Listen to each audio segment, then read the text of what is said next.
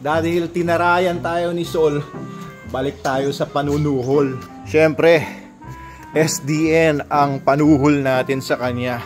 The best dog food in the multiverse. Sol!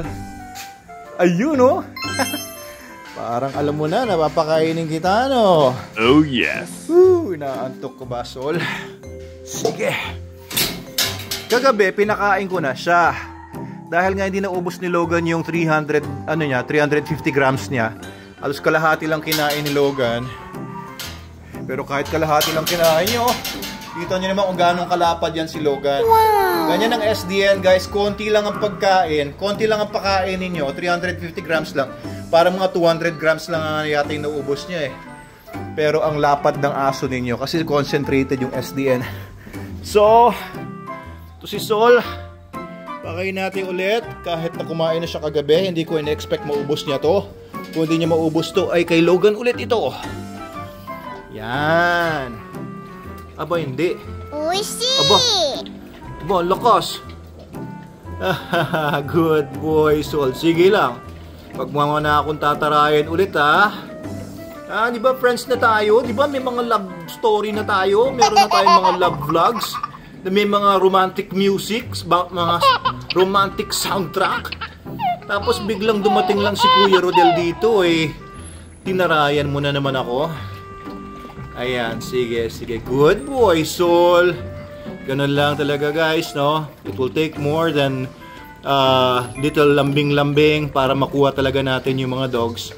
Lalo na yung mga gantong dogs kasi, mga natural guard dogs sila, hindi sila basta-basta nagiging friends.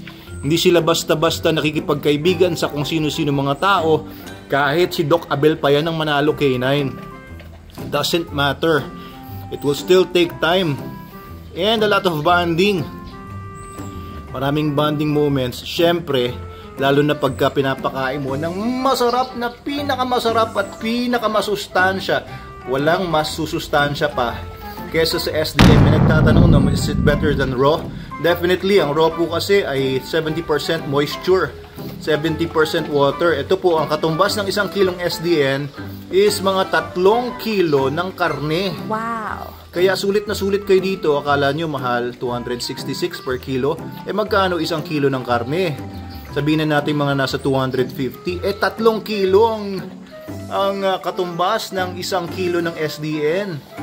Yung 900 mo or 750 to 900 pesos mo, mabibili mo lang ng 266 1 kilo ng SDN.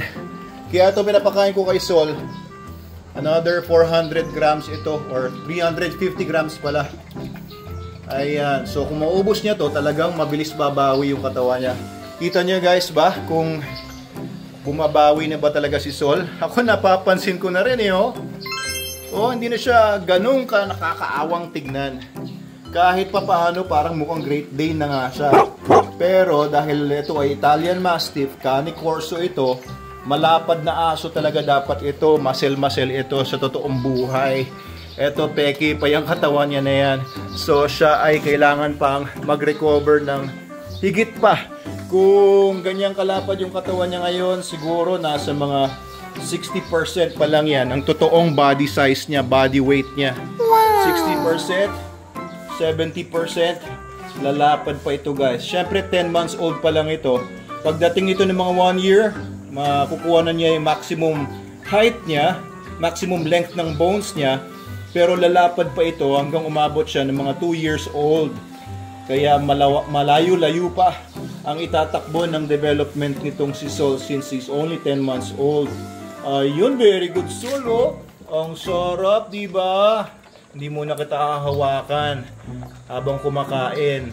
Sa susunod na yon, dahan-dahan, stage by stage. Kasi itong ginagawa ko kay Sol guys, yung pagre-rehabilitate ko sa kanya, ayokong biglain ito. Of course, may mga techniques na ginagawa para makuha mo na kagad yung aso, makontrol mo na kagad yung aso, gagamitan mo ng tali, gagamitan mo ng ng puwersa, konti.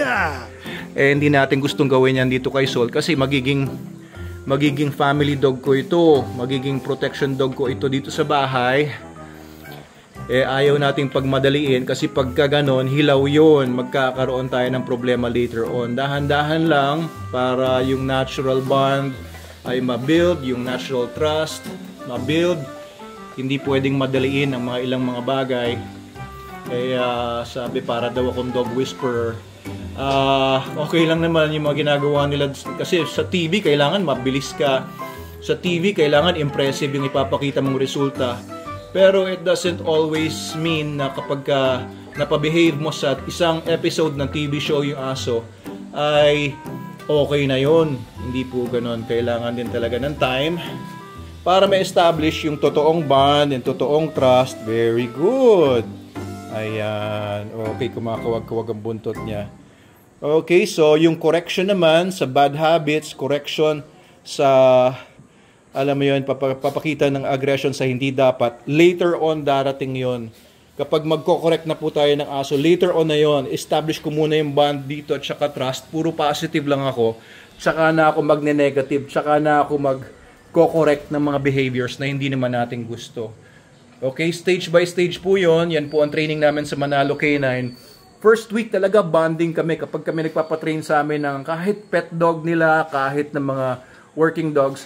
First week bonding yan. Kailangan ma-establish muna ng owner tsaka ng dog o ng trainer at tsaka ng dog na tinetrain niya yung bond muna. Okay, very good. So after you feed your dog, may natira man o wala, alisin ninyo para hindi bumabad yung amoy, para hindi siya maging picky eater, hindi siya magsawa. Okay, so establish ko ulit yung bond. After yung nangyari kanina with Kuya Rodel here, na realize ko, no, na i-relate niya, no, nung nagpakita siya ng galit kay Kuya Rodel, who is not someone who belongs to this household. Nagpakita siya ng galit doon kasi nga yung instincts niya to guard, no, instincts niya na territorial nag-kick in. Tapos pumasok ako kanina. So, na-relate niya ngayon, ako at saka si Kuya Rodel, no? So, kailangan muna ma-establish yun unti-unti na hindi ako si Kuya Rodel. Okay yun, napakitaan niya ng galit yung mga hindi tiga dito. So, eto, since day 6 pa lang naman ngayon, so we'll forgive him, we'll forgive Sol for his indiscretions, mistakes. Soon, no? Magiging sobrang ano to. Subaybayan niyo po, no? Kung gusto niyo pa ng more vlogs or nagsasawa na ba kayo sa mga vlogs natin with Sol, ay message lang po, comment po sa baba kung gusto niyo pa ng more videos. Marami pa tayong gagawin actually. Or kung nagsasawa na kayo, putulin ko na itong Sol series natin. Kasi ang dami ko ng mga videos na nilalabas. Pero kung gusto niyo, I'll be more than happy to keep vlogging about Sol, our rescued Canicore. So, by the way, no, tungkol sa rescue, may nagtatanong saan ko ba na-rescue si Sol. Nandun po sa unang-unang video natin with Sol, yung buong storya. Hindi ko siya rescue as in pinulot sa kalsada, hindi po ganon.